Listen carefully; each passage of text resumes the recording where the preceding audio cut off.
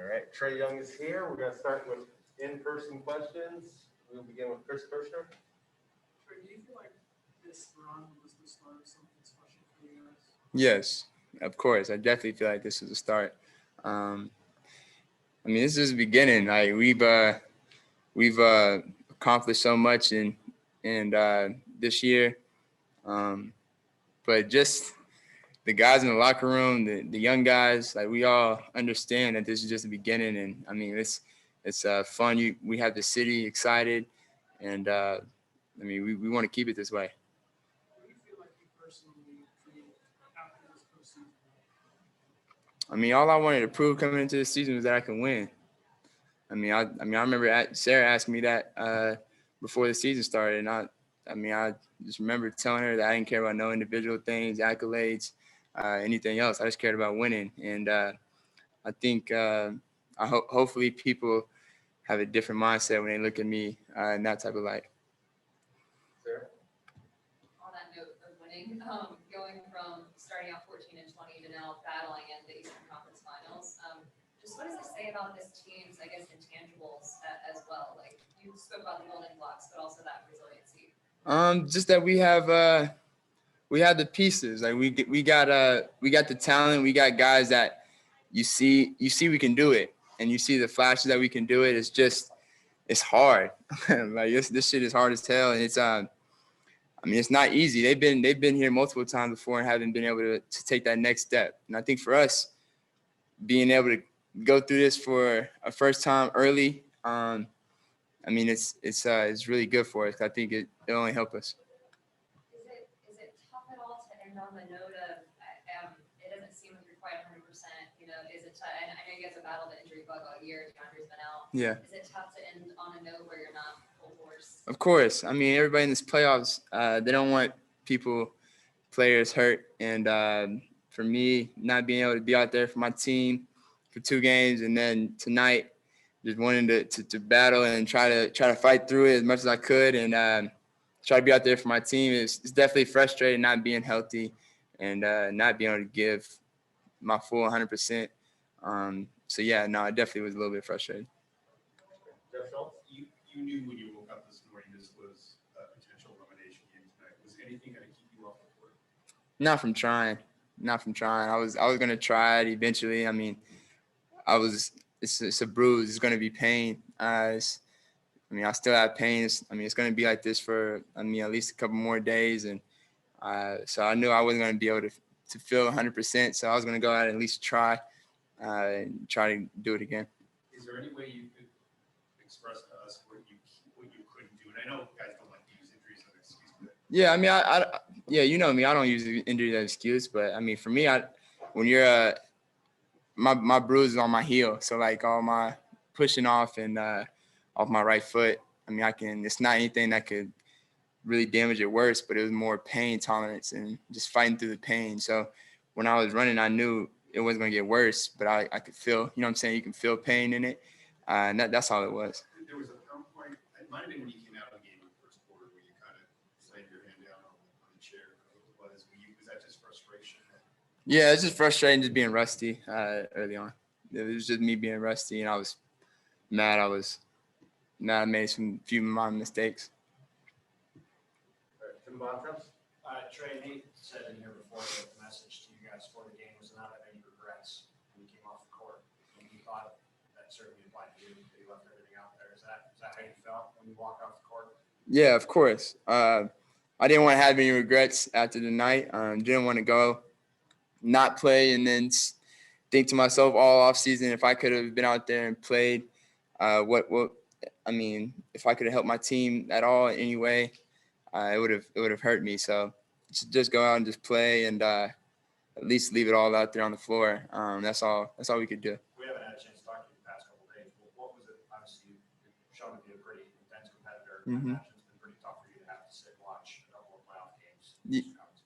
Yeah, no, it's the Eastern Conference Finals. I don't want to miss any games. I don't miss regular season games. So, like my rookie year, I didn't miss any games besides the last one, and it was to get Cam Reddish. So, I don't like missing games. Period. So, Eastern Conference Finals, I didn't want to miss any game, but it's just sucks. It's just how it happened. I think I will know what your answer is, but Nate's still technically an interim coach. Is there any reason that he should not be the coach going forward? Nah. I mean, I don't see interim on his label here soon, so in my mind, I don't think that'll be the case that much longer. Sarah? Kind of on the topic of Nate, just how much credit do you give him for helping to transform? I mean, I know it's a group effort, but how much credit do you give him to transforming this team and getting you guys pointed in the right direction and sustaining that as well? Yeah, I mean, like you said, it's a group effort, but we all play a role in our success. And Nate is a big piece of our success. Just his trust in me, his belief in everybody. I mean, competitiveness, it really rubbed off on everybody. And we were all really fighting for each other and believed in each other. And I think it all started from his messages. And you could tell it really was a trickle-down effect to everybody in the locker room. So I think when it comes to his part of our success, I think that's the big thing. Chris? What do you feel like this team needed to change when he took over taking it to this point? Say that again, I'm sorry. What do you think this team needed to change to get to this point after being took over? I think we just needed to, I don't know. I felt like we had the talent the whole time. I felt like we had the talent from the beginning, and we just needed to find a way to put it together and really buy into each other. And I think also guys got back healthy. After we got guys healthy, we really just fought and we just battled all season, and it turned our 14-20 season to totally different. So I think it was really we just bought into each other and we just kept fighting. We never gave up. What makes you confident that this is the group that could potentially bring a title to them? I mean, first of all, I always have confidence in myself, and I know the guys in this locker room we always have confidence. And I think the thing to be special with any group is we have to have confidence, and this group has that. And it's a big part of what Nate preaches. Go out there and play confident, and I think the group we have, can do that. Following that up, Trae, just what's the biggest thing you learned this year about what it takes to win at a high level? I mean, just you personally, the team. Yeah. One thing I learned this year, you got to be a high seed. Home court advantage is a big thing. And I think for me, understanding and going through this process now is like, all right, we got into the playoffs. Now we did a lot of things, but we kind of made it hard on ourselves. Right? Let's make it a little bit easier and play in some more home games. And I think for us, that's the next step for us is, trying to build towards home court advantage. And sorry, one last follow-up on the injury. If this was a regular season injury, how long would this have happened? I'd have been out. Depends on where we are. Weeks? I don't know. A lot of people didn't think I would play, but I didn't care. All right, Jelani's gonna take over with the Zoom room. We'll start with Steve Hummer.